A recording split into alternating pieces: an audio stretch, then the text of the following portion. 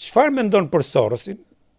Dhe a mendon se Soros ka luajtur aq rol aq fuqishëm sa që të kontrolloj State Departmentin, qeverinë amerikane për t'i bërë një dëm Sali Berishës, kur ky ka qenë vetë ai që e ka sjell Sorosin në fillim, dhe padyshim pikpamjet e Sorosit sa aso nuk jam dakord, ato më kanë bërë dhe mua që më pagu Sorosi.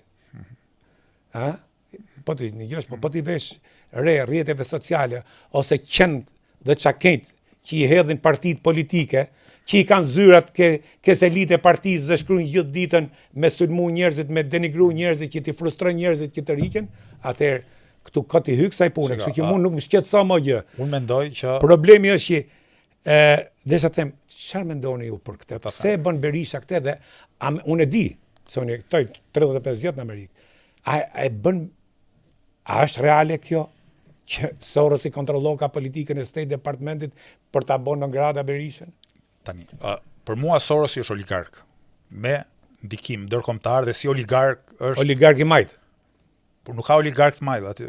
Oligarkët janë miliarderë që kanë influencë të pa drejt në procesin politik. Dhe ne di shumë mirë që në SBA, oligarkët... veprohet me lobbying. Lobojnë shpesher kundra interesit publik, dhe në këtë kuptim edhe Sorosi, edhe oligarkët e tjerë në sistemin politik amerikan. Është kthyer në një makt kjo, bile du ta heqin ligjin e lobimit. Sistemi politik amerikan bëjnë goxha dëm.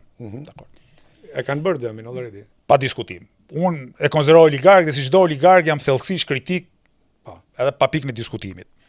Sorosi a ka ndikim në vende si Shqipëria këto 30 ca vite? Një farë ndikimi e ka pasur. Sepse kanë qenë të pranishëm. Përmes shoqërisë civile, përmes financimeve, përmes çuarës përpara, ku di unë, të ideve të tyre, një herë kanë qenë më shumë me njërin krah, një herë kanë qenë më shumë me krahun tjetër, pa pikën e diskutimit.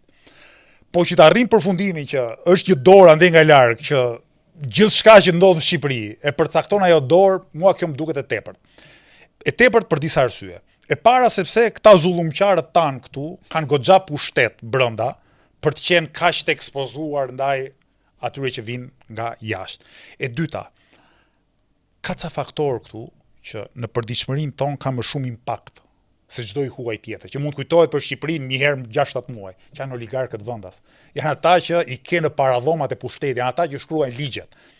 Dhe mua nganjëherë më duket kjo, si thua, mbi theksimi i një personazhi si një mënyrë për të mos përmendur fare të gjitha tjerë. Unë ta thash, unë jam kritik i Sorosit, e konsideroj oligark. Mirë, nga ana tjetër, shpeshherë ata që merren me politikë në Shqipëri kanë nevojë për të justifikuar zullumet. Herë zullumet e tyre, herë bashkëpunimet e tyre, njëherë kanë qenë shok me njëri tjetrin, janë ndarë. Pra, nuk është një proces transparent politik, dhe mua më duket që ne duhet ta themi të vërtetën e plot dhe të gjithanshme. Po ta vesh re Sali Berishën, edhe ka këtë veti Sali Berisha që vërtet aq shumë për një gjë, saqë mua më duket sikur e bëm këtë për të mos përmend 9 apo 10 gjëra të tjera.